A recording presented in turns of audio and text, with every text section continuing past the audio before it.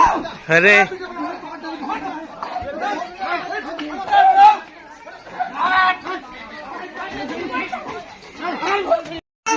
अरे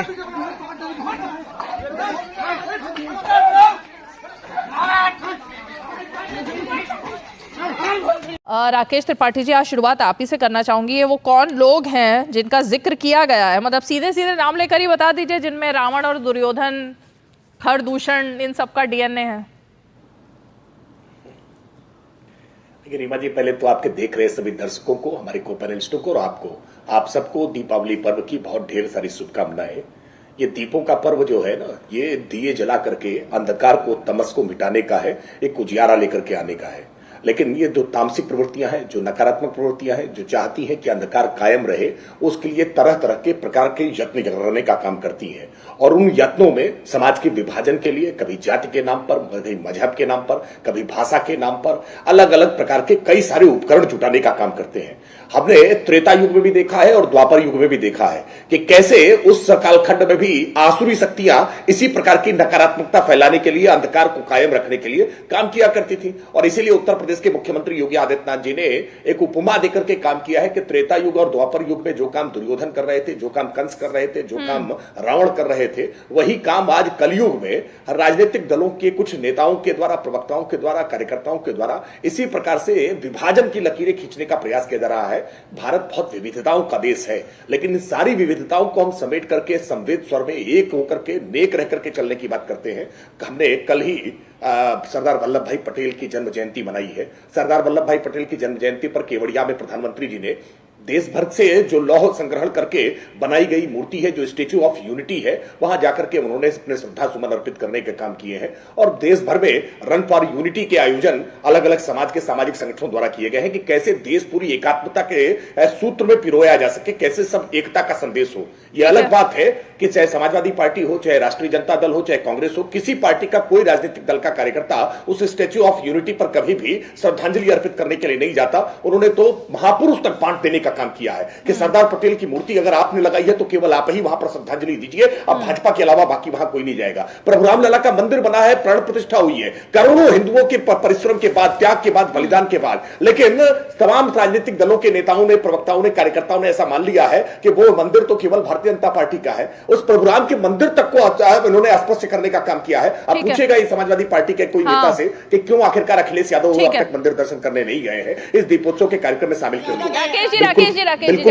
बिल्कुल कोई लेना देना नहीं, बिल्कुल कोई लेना देना नहीं होगा। तारिक खान शायद इनको जानकारी नहीं है या जानबूझ करके अनजान बनने की कोशिश कर रहे हैं। ऋग्वेद का जिक्र कर दिया इन्होंने, ये बता दिया कि वहां पर वर्ण है, वो वर्ण जन्म आधारित नहीं है, कर्म आधारित है, ये शायद पढ़ना भूल गए थे। लेकिन मुसलमानों में जातियां नहीं है, ये कितना बड़ा झूठ बोलने का काम किया है। अरे भाई, भटियारा, फकीर, साह, ढपली, नट, हलालकोर, लालबेगी, बंजारा, धोबी, रड़की, रंगरेज, जोगी, मोची, बुकेरी, ये जातियां तो दलित जातियां हैं। मुसलमानों के भीतर पानी नहीं पीते इनके यहां, विवाह निकाह करना तो छोड़िए, और अंसारी, बेहंग, चिकवा, धुनिया, गंजी, गुनिया, मंसूरी, इदरीसी, नाई, मनिहार, दरवेश, बढ़ई, कुरैसी, ये तो पिछड़ी जाती है, पसमंदा है, लिखत पढ़त में आरक्षण का प्राप्त करते हैं, और उसके बाद भी कह रहे हैं कि नहीं मुसलमानों में जातियां नहीं है। अरे शेख सैयद पठान को लग करके केवल देख करके आप मान रहे हैं कि वहां सब अच्छा है। अरे भाई, वहां भी ओबीसी है, वहां भी दलित है, वहां भी आरक्षण के प्रावधान है, वहां भी अस्पृश्यता है। इस सच को स्वीकार क्यों नहीं करते हैं? सिया और सुन्नी के भीतर भेद है, वहबी और भाभी और बरेलवी के बीच में भेद है, देवबंदी के बीच में भेद है, न जाने कितने फिरकों में बटा हुआ मुस्लिम समाज। लेकिन उस मुस्लिम समाज को एकजुट रखना है, उसको वोट बैंक बनाए रखना है, और बाकी सबके साथ में ये पी है, ये डी है, ये ए है, अलग अलग प्रकार के, कभी एमवाई का समीकरण है, कभी अजगर का समीकरण है, कभी भूरा बाल सब करो का समीकरण है। अलग अलग प्रकार के नारे गढ़ने का काम करोगे, अलग अलग प्रकार के समीकरण बनाने का काम करोगे। ये आखिरकार मुसलमानों को एकजुट करना और हिंदुओं को फूट डालना, ये किस प्रकार की रणनीति है? हम तो कह रहे हैं कि सबका साथ, सबका विकास, सबका विश्वास और सबका प्रयास, लेकिन आप चाहते हैं कुछ का साथ, कुछ का विकास, कुछ का प्रयास, और कुछ से ही सारा अपना विश्वास अर्जित कर लिया जाए। लेकिन ये चलेगा नहीं। ये देश विविधताओं में एकता के साथ चलने वाला है, और इसीलिए हम एकता की बात कर रहे हैं। 30 लाख ज्यादा। मोहम्मद फरहान, जब आपने ये जैसे ये मोहम्मद फरहान ने जैसे ही कहा ना, वैसे ही मैंने अपने मोबाइल में उठा करके और उससे इंटरनेट पर केवल इतना सर्च किया कि गाड़ियां कितनी बिकी। जो आंकड़ा मेरे पास खुल करके आया है, एक न्यूज चैनल का मैं आंकड़ा, न्यूज अखबार का यह आंकड़ा बता रहा हूं। केवल धनतेरस के दिन लखनऊ आरटीओ में 567 वाहन रजिस्टर्ड हुए हैं और नवरात्रि से लेकर के धनतेरस तक 22,000 वाहन रजिस्टर्ड हुए हैं। मोहम्मद फरहान, आप सर्च कर लो ना, देख रहा है दर्शक, मैं देख रहे दर्शकों से कह रहा हूं कि दर्शक इस बात को इंटरनेट पर सर्च कर ले कि केवल लखनऊ, राजधानी लखनऊ में कितने रजिस्ट्रेशन हुए हैं। मोहम्मद फरहान ने उत्तर प्रदेश के आंकड़े की बात की थी, इसलिए मैंने उत्तर प्रदेश की राजधानी लखनऊ की बात की है। मोहम्मद फरहान, इस तरह से चीखने चिल्लाने से झूठ सच नहीं हो सकता है। मायूसी गिराने की कोशिश करो, ये देश व्रत त्योहारों से ऊर्जा पाता है और इन्हीं व्रत त्योहारों से बाजारों को ऊर्जा मिलती है। लेकिन मैं जानता हूं कि आपको बहुत मायूसी हुई है, मोहम्मद फरहान को परेशानी हो रही है।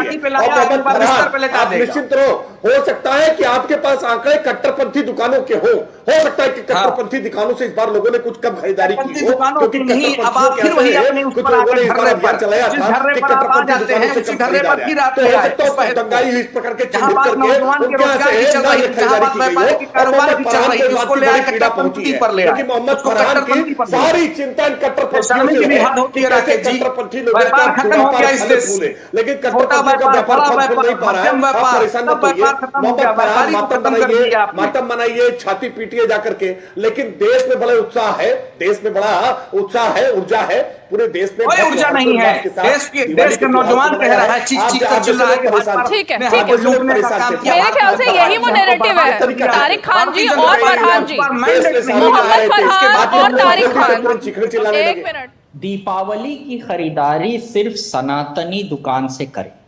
हरीश त्रिवेदी, पूर्व सांसद भारतीय जनता पार्टी, आसाम के प्रभारी, क्या राकेश त्रिपाठी इस स्टेटमेंट को एंडोर्स करेंगे या खंडन करेंगे कि यह गलत है? पूछ लीजिए प्लीज, स्पष्ट पूछिएगा एक लाइन में कि सिर्फ सनातनी दुकान से खरीदारी करें। एक लाइन में इसको एंडोर्स करेगी बीजेपी या खंडन करेगी, इनकी निंदा करेंगे इस बात की बीजेपी के?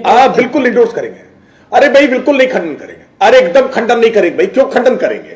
अरे कोई थूक करके, कोई मूत्र डाल करके, कोई अपवित्र करके अगर पूजा पाठ का सामान बेचेगा, मिठाई बेचेगा, फल बेचेगा, तो उसको खरीद करके अपना त्योहार थोड़ा अपवित्र दीपावली की खरीदारी में ऐसी जगहों से खरीदा जाना चाहिए जो आस्था का सम्मान करे, जो पवित्रता का ध्यान रखे, इसीलिए इसकी खरीदारी करने के लिए ऐसा कहा गया। लेकिन अब कोई गाड़ी खरीदते समय थोड़ा इसका ध्यान रखता है, लेकिन कट्टरपंथियों के लिए तो नहीं खरीदा जाना चाहिए। एक सेकंड, जो देश के खिलाफ बोल रहे हैं, पाकिस्तान की जीत पर जश्न मनाते हो, निश्चित तौर पर उनके यहाँ से नहीं खरीदा जाना। देश बांट नहीं रहे, ये एक होने की बात कर रहे हैं। कैसे एक होगा जब और आज आप कर रहे हैं, आप आर्थिक संकट खड़ा करने जा रहे हैं भारत में, इसका जवाब भी मिल सकता है आपको और तैयार रहिएगा। ये गलत बात है, कोई आर्थिक संकट नहीं खड़ा होगा भाई, कोई आर्थिक संकट नहीं खड़ा होने वाला है। डेमोग्राफिक चेंज आप करने का प्रयास कराएंगे, आप रोहिंग्या के पक्ष में खड़े हो जाएंगे, बांग्लादेशी घुसपैठियों के पक्ष में खड़े हो जाएंगे, आप जनसंख्या को अल्लाह की निमत बताने लगेंगे, इस देश के डेमोग्राफी चेंज करने का प्रयास करने को आप वाजिब ठहराने का काम करेंगे। ऐसे तो चलेगा। इस देश में जहां जहां डेमोग्राफी चेंज हुआ है, जहां जहां बहुसंख्यक कमजोर हुआ है, देश के विभाजन के खतरे उत्पन्न हुए हैं। ये तो एक फैक्ट है ना, हिस्टोरिकल फैक्ट है ना, उसको झुठला सकते हैं क्या? मोहम्मद फरहान कुछ गंभीर बातें हो जानी चाहिए, मुझे लगता है। मोहम्मद फरहान देश के इतने बड़े नेशनल ब्रॉडकास्ट पर जिस तरह की बैठ करके गलत बयान नहीं कर रहे थे, ये अच्छा है हुआ कि इसी डिबेट में उनकी पोल खुल गई। उन्होंने केवल गाड़ियों के आंकड़े को लेकर के कहा और गाड़ियों के आंकड़े ही इसी डिबेट में जब सामने रख दिए गए, तो मुझे लगता है मोहम्मद फरहान के तरीका ठीक नहीं हुआ। मोहम्मद फरहान आप झूठ बोल रहे थे, अरे आपके झूठ को हम चुपचाप सुन रहे थे। ये चिकम चिल्ली मत किया करो भाई मोहम्मद फरहान, ये तरीका ठीक नहीं होता। मोहम्मद फरहान जब पोल खुल जाती है तो ऐसे चिकन चलना शुरू कर देते हैं। नहीं, ये मोहम्मद फरहान जैसे लोगों का यही तौर तरीका है कि आकर के झूठ बोलो, जोर जोर से झूठ बोलो और आकर के कुछ भी अफवाह फैला दो। यही खटाखट करके यही संविधान खत्म कर देंगे झूठ बोल करके। उत्तर प्रदेश में आंशिक सफलता पा गए थे, लेकिन पूरे देश भर में इनका ये नाटक नहीं चल पाया और आखिरकार इसी वजह से इनके मुगालते धरे रह गए। देश में फिर से प्रधानमंत्री नरेंद्र मोदी जी बन गए, लेकिन इसका भारी झटका लगा है। मोहम्मद फरहान जैसे लोग आकर के टीवी डिबेट्स में इस तरह के झूठ बोलने का प्रयास करेंगे, लेकिन रिवा जी हमें पूरा विश्वास है देश की जनता की चिट्ठी पर, उसकी समझदारी पर, किसी प्रकार के इस तरह के पहलावे में नहीं आने वाले हैं। बाजार में कितनी रौनक रही है, कितनी ऊर्जा है, कितना उत्साह है, कितने बम पटाखे फूटे हैं, कितना धूम धड़ाका है, कितनी रोशनी है, ये किसी के छुपाने से छुपेगा नहीं। आंख मूंद करके मोहम्मद फरहान अपने घर के भीतर मातम मनाते रहे, लेकिन देश खुशहाली के साथ चल रहा है, देश ऊर्जा उत्साह के साथ।